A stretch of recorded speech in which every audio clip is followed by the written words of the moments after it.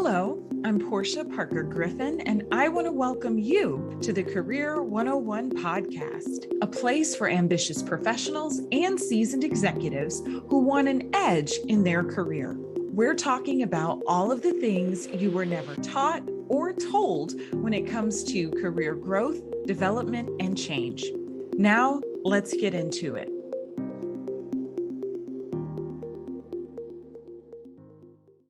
Today, we are talking about Confidence 101, Confidence at Work with Dr. V. Brooks Dunbar. Dr. V. Brooks Dunbar is the CEO and founder of the Center for Confidence, an organizational leadership and professional coaching firm in Jacksonville, Florida. She is a member of the MBA Advisory Committee at the Forbes School of Business and Technology, University of Arizona Global Campus, and is the Senior Research Facilitator for the Walker Legacy Foundation in Washington, D.C.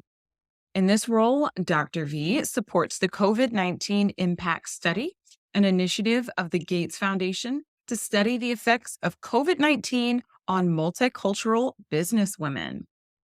Serving as a motivational author, confidence coach, and executive leadership coach, Dr. V is on a mission to develop effective leaders into change makers who propel positive change in the workplace and society. She is a fearless advocate for small businesses, entrepreneurship, and creating economic equity for women. Hi, Dr. V. How are you today? I'm doing wonderful. How are you? I am doing well. I am excited to have you with us to discuss confidence at work. But first, we want to know a little more about you. So tell me about 7-year-old Dr. V. 7-year-old Dr. V. Let's see. I think I was in the second grade, moving to the third grade. And I think my most challenging time during that age, between that age group, is interesting, is my favorite color. So my favorite color is now purple. Before it was green. And the reason that was my favorite color was because I remember having a test in the second grade, and the color green was a color in the test, and I failed it. That was my first emotion, I think, that I felt as a kid, was failing to learn this color. And she's pointing to the grass saying, "What color is that? What color is that?" And I was like, "I don't know." I don't know. But from then on, green was my favorite color once I found the answer. So I think I was very curious. I was in a transition state of learning and understanding what my expectations were from adults and people around me, and that if someone asked me a question, I always wanted to know the answer moving forward. And that was just starting out at 7 years old. Yeah. What did you want to be when you grew up? I had a lot of nurses in my family, so they were all convincing me, or trying to convince me, I wanted to be a nurse. And so I was trying to understand what that meant, when I really didn't think that was the thing that I was interested in. I wasn't particularly fond of the geography, or not geography, the biology classes. I wanted to be a nurse reluctantly. I was a reluctant nurse, even though everyone around me was encouraging me to be a nurse. I felt that I loved to write, I loved to read. I was a very quiet kid. To me, that meant being around a lot of people and touching a lot of people. So that just made me uncomfortable. I wanted to do something that was helpful to people, but not highly engaging. You talk about the introverts and the extroverts. So I was probably a budding introvert and didn't even know it at the time. But whatever it was going to be, it was going to involve helping people, but not directly dealing with their ailing conditions. It was going to be healthy people that I work with. And that's, of course, the field of coaching as you see it today. Yeah. So tell us about some highlights or pivotal moments in your career before you started your business. Sure. So this would be business number 2. Before I started this business, before I went to graduate school, so it's before I even worked on my master's degree, I always knew, that's one answer to the previous question. I always knew I wanted to be a business owner. Everyone around me was working for other people, and I didn't see them progressing that much in life.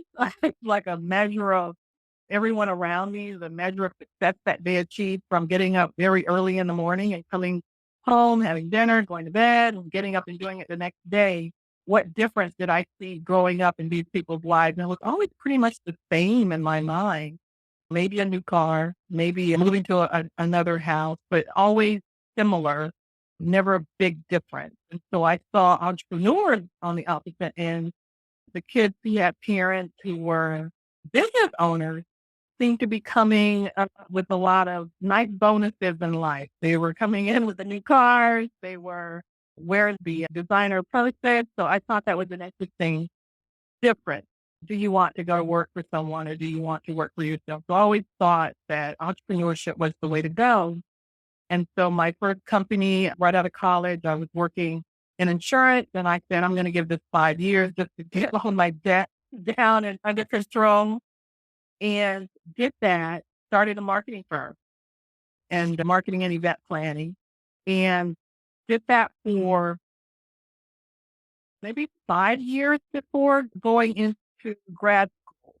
And what I learned from that was really relationship building, patience, being an entrepreneur. So those were some of the pivotal learning points that I took from trying to be a single woman entrepreneur. Learned a lot about working with men, learned quite a bit about working for men, different conversations, trying to grow her business, working with people. So relationship building was the thing that I noticed and what it took to be successful as a business owner.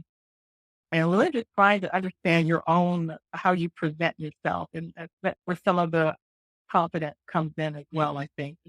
Really taking ownership of who you are in your own space and not negotiating around that.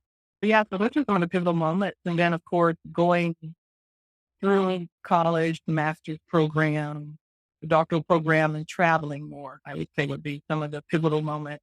Traveling Central and South America and Europe and seeing the world in context, not just through the lens of your backyard, your school, your college, really seeing people in a different way and culture, experiencing culture firsthand. We've had a lot of different experiences, Dr. V. What is your master's degree in, and what is your doctoral degree in? Yeah, my master's degree is in public administration with an emphasis on HR. Understanding, I started to, when I was in Florida, so Florida International University was in Miami, very diverse city and loved it. Absolutely loved Miami. Will probably be the place where I retire if it's not New York. But I was working on my master's. I worked for the College of Law at the same time, so I was fully employed. Might have school there. And everybody was from somewhere else for the most part. And I saw that as an opportunity to really travel and get to know people. I was working on those two degrees, also had a huge interest in just human relations and the human dynamic, working with people and especially people with different languages and different cultures in the workspace, in the organization. That was my major. What I really took away from that, just a better understanding of how different we are and how to appreciate that. Yeah. So, what motivated you to start your current business?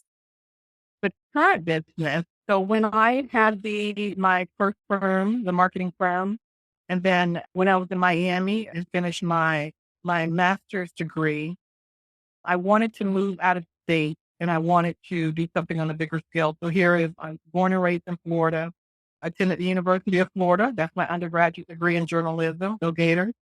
And then in Miami, working on my master's, and I was at a point to where I said, you know what, I can get out of the state. Now, mind you, when I worked, my first company was working with State Farm Insurance as a homeowner claim adjuster. So I worked on their national disaster team. So we traveled quite a bit within the country, responding to disasters. That was fun. Being a young woman with a ladder in her truck, getting on my roof and writing out estimates for hail damage and all that stuff. That was fun. Like again, helping people. And I did not want to be an inside employee sitting at a desk. I knew that as well. So it's just a great way to travel also. Traveling is starting to become this pattern. And so once I left that company, graduated, did some more marketing consulting, started working with nonprofits in the nonprofit sector. And I believe at that time I was working, I can't remember what company, but it had to do with economic development. I was working with business women and I was consulting with small grassroots organizations. A good component of my work is working with larger agencies now to help not grassroots organizations to flourish.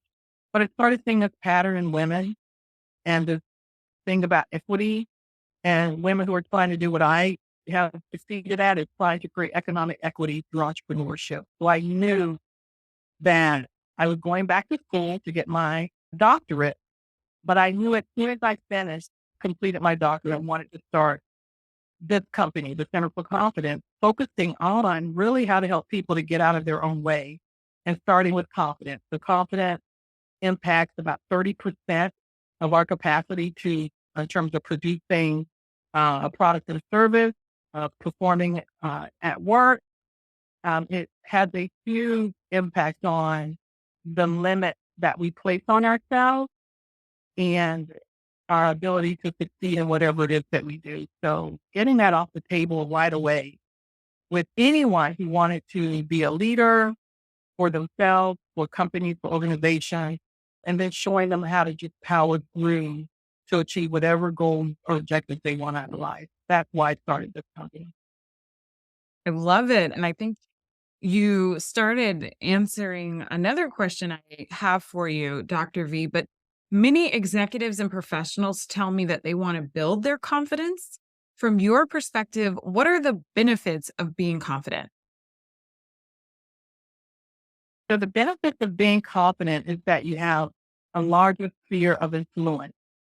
When you walk into a room and you are surrounded by people who either know you, if they know you're a confident person from the gate, but if they don't know you, they can see from the onset, from how you present yourself, your poise, your authenticity. And this is an acronym that I use to help people to understand what tools they need and what skill sets they need to develop. And that is poise, authenticity, courage, and decisiveness. To be able to make decisions in real time, to be firm and comfortable in making those decisions, to not question themselves because they have the degree of awareness and self-understanding and self-reflection and knowledge that goes with that and complements that. So the efficacy is wrapped in that, but be fully packed. PACD, packed, poise, authenticity, courage, and decisiveness. That is the skill set of a person who is fully confident. And if they have those four traits, they should be able to maneuver, to manage, to navigate any space, and that's the political, social, and influential spaces and contexts that we all navigate in every single day. So that is what will make them successful. I love pact. That's something for us all to remember. So, what do you think stops people from feeling confident? The self-awareness piece. It really is not having a good understanding of who you are when you're standing alone by yourself, thinking and appreciating who you are. It starts at that very basic level of if I know who I am and why I do the things that I do and why I make the decisions that I make over and over again, that is the thing that you need to understand first. Understanding who you are to the core. And of course, in coaching, we deal with a lot of assessments to help people understand who they are to the core. And being true to that, authentic to that. And then wrapping that around the skill set that you need to manage your strengths and your weaknesses. That is how you navigate who you are and how you respond to other people's energy and the energy around you every single day. We respond in positive and negative ways, but we always want to understand that in whatever way a person presents themselves, it is upon you. It's you. You're the person who's in control any situation that presents itself. So understand that you have that full power and capacity to determine the outcomes of any situation is a powerful statement, but it's absolutely a true statement.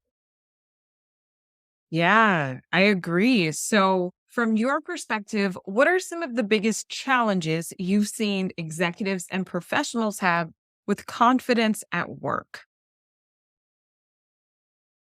At work, confidence at work goes to those three environmental challenges that I mentioned before. There's the social spaces that we navigate in. So those social spaces is knowing who we are, when we're in the room with different, not necessarily personalities, but even knowing who we are when we see certain behaviors and how we respond to those behaviors. So being socially aware and engaged in your environment. That's the emotional intelligence piece that you said a lot of people are more comfortable with understanding and are aware of. But in addition to that socially aware piece is that politically aware piece. Knowing how to navigate office culture and the context of the social political environment that you work in and understanding that having political influence in a work environment is more so related to how do you position yourself to be the person who people come to and within the gray areas of the political spaces. If someone who can navigate in between a politically charged office, who can see that and say, this is not what this office is really about, but how do we turn this into an opportunity to move this office forward? So not being at the root of political challenges or political gains within the office, but how to be on the outside managing and making sure that political energy between people in offices and vying for power, all of that kind of behavior, that you are the one who's offering the solution and the one who's the mediator in those spaces, to understanding how to position yourself strongly and firmly in the political spaces that can crush a person in an office.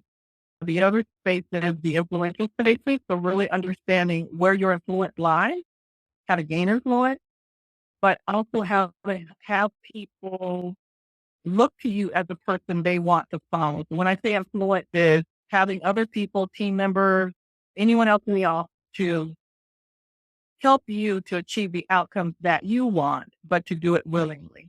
No coercion, no bullying, none of these negative behaviors, but to be that person who has influence so that people, when they see you, they really do want to follow you and they really want to support the outcomes that you seek because they understand that it benefits the greater good.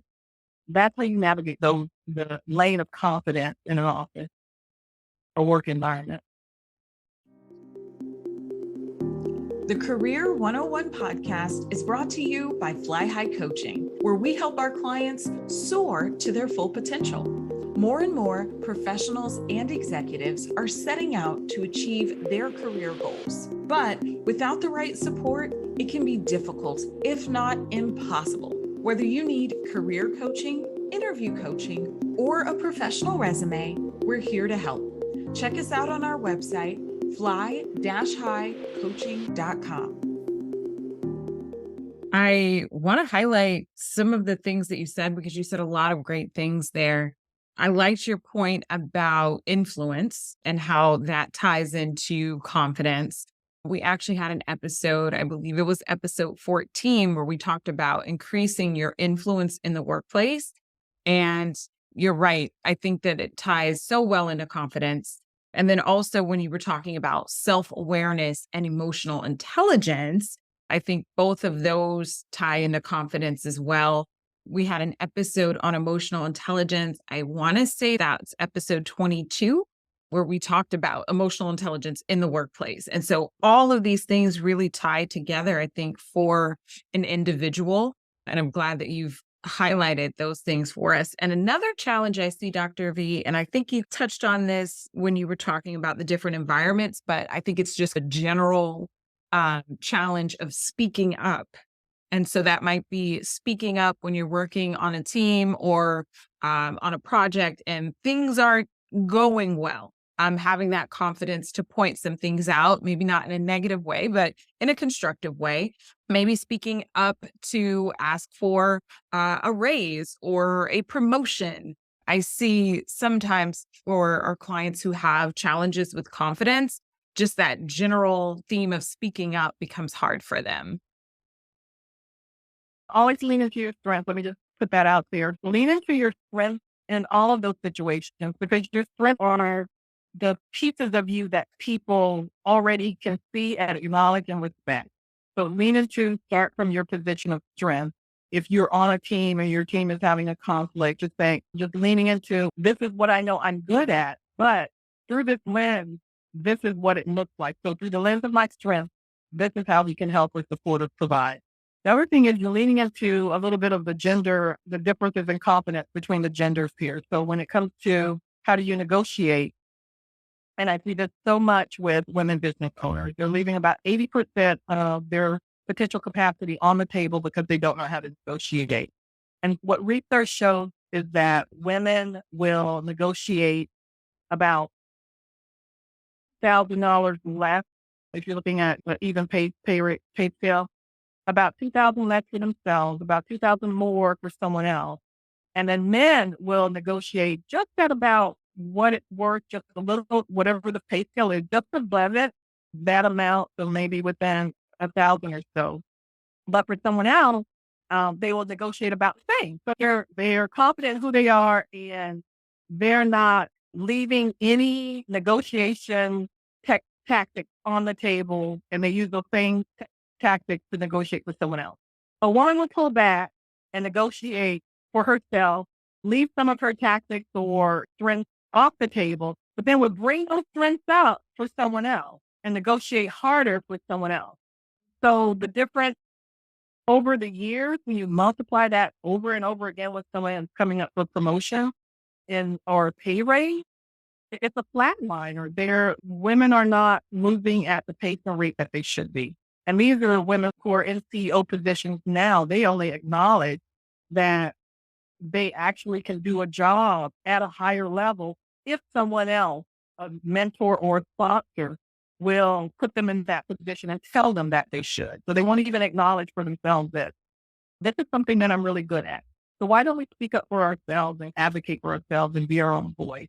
So that is very likely cultural. And so we have to break out of some of those barriers well, owning our own power and not being afraid of power and not seeing power as a negative, because I've heard women say, I thought power was associated with evil or power is a bad thing. And that comes up with the women. I have not heard that from men yet. Maybe there are some out there who may feel that way, but that kind of thinking in terms of power as a negative is a huge part of why we can't take full ownership of all of our resources and talents, because we are thinking that for some reason someone's going to feel that I'm a bad person or I'm not a good person because of it. And so what I always say is, when you own up to all of your power and all of your assets, you are able to help more people. You're able to do more for more people. And therefore you have to lean into your strength and acknowledge what you're good at, is to be able to advocate for yourself and to be able to communicate that clearly, that you're absolutely worth it, because you are. And the delay that comes with that, and you delay a lot as well, because we can't really get comfortable with it soon enough, or we're afraid to step on someone else's toes. We have to figure out how to manage those. And so with coaching, it just helps you to take ownership of all of those and to get your mindset wrapped around. You're not only hurting yourself when you don't step into who you are and take ownership of who you are, you're also hurting your potential and the potential to help other people that you haven't even met yet. Very wise words. I think that you mentioned a lot of great things there. And yes, I would agree that confidence shows up a lot with salary negotiation. We have a couple of episodes on salary negotiation as well. And I think that is directly influenced by confidence, as you were saying. So you started with this, Dr. V, in terms of talking about leaning into your strengths, but what are some tips or recommendations you would give people who want to be more confident in their careers? One thing that I noticed is that you only start getting, or at least in my career, you only start getting these self-assessments to help you to figure out who you are when you start to get into management level. I would recommend that individuals take responsibility for developing themselves first, and not to wait for a company or organization to do that. So if you're not already looking at And there's so many online tools, self-assessment tools now that are out there, looking at tools that help you to identify your strengths, tools that help you to understand how to work with teams, tools that will help you to understand how you respond under stress. One of the best assessments I've ever taken talked about temperament. And it was interesting during the 2016 campaign, I kept seeing this word come up so many times, temperament, good or bad temperament. And people didn't quite understand what that is, but it's who you are. At the end of the day, it's who you are and how you behave in certain situations every day. So if you are a beaver, the biggest example, if you're a beaver's going to build dams, they're not going to stop building dams. That's just who they are. That's what they do. Scorpion's going to sting. That's who they are. That's what they do. So your temperament is who you are, is what you do every single day. And there's different categories of temperament that we are aligned with. But in addition to that, it talks about stress, how you transform under stress. So knowing who you are when you're under stress is absolutely key because we are not our best person when we're under stress. Some of us give up, some of us flash out, some of us clean or what have you. So knowing how you behave, there's personality assessments that talk about preferences, and then there's one personality assessment that talk about behavior.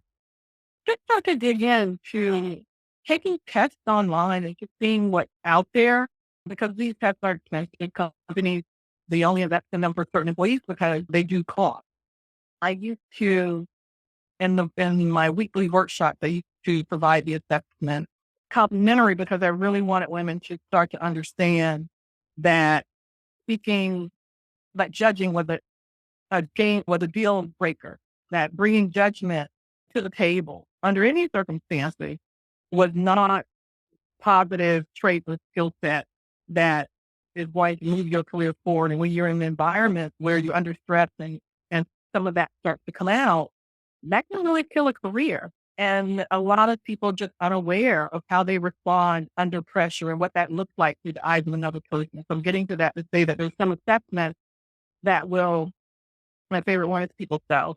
So that will tell you how you present to other people.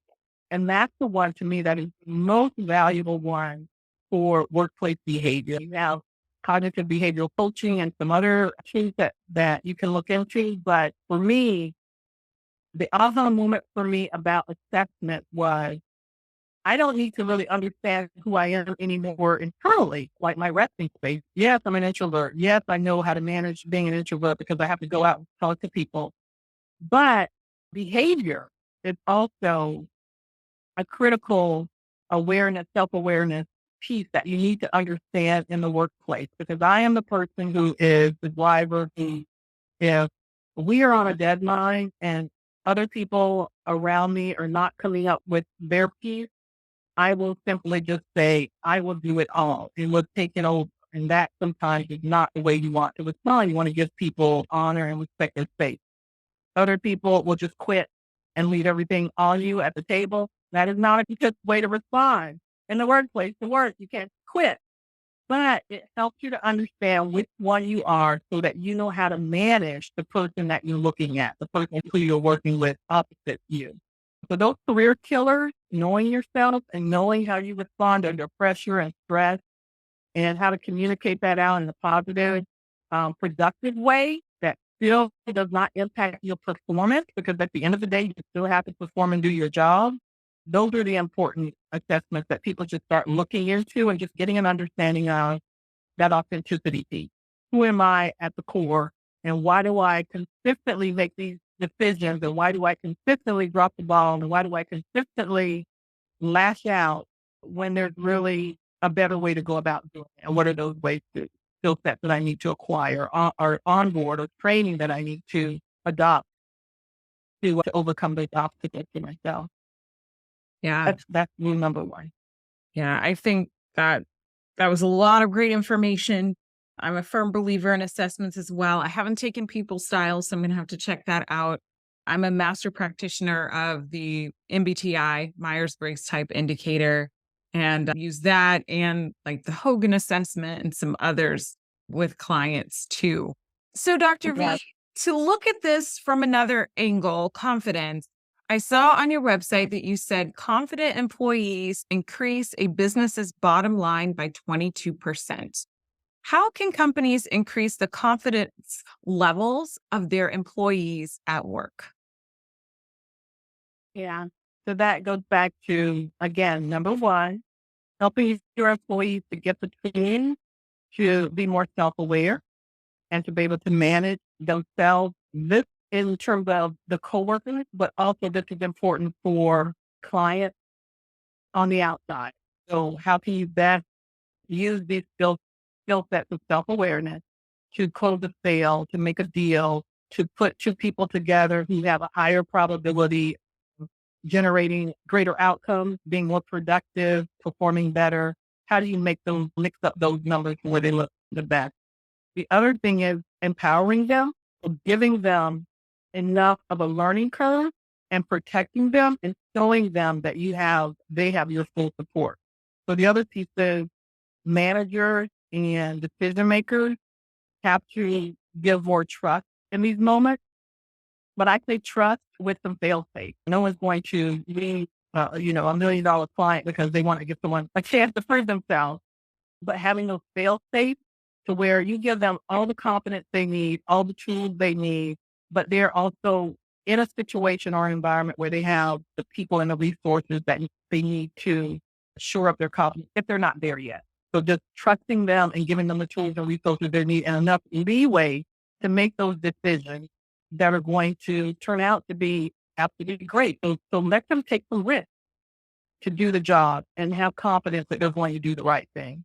So those are the two surefire ways to help employees to improve productivity and performance. Because once you do that, once you open up the opportunity for them to really lean into work and not pull back because they're afraid of work or afraid of judgment or afraid of whatever repercussions may come from their decisions, they're more than likely to learn. They're more likely to engage. They're more likely to take ownership and to also, even if they make a mistake, they'll double down on it to fix it. So those are the kinds of things that can help employees to work with their team to improve performance, productivity. And when those two things go up, the bottom line goes up by 22%. So tell us a little more about your business. Oh, and the other thing. So sorry, one thing I want to make sure everybody understands the difference between confidence and arrogance. Some people misunderstand confidence for arrogance. So confidence is, and this is how I define it, is confidence is arrogance. How do I switch that up? So it has poise. Poise is a factor. So confidence is a person who is leaning into being aware, knowing what they need to know, having all their information, but delivering it with poise. Arrogance is absence of that.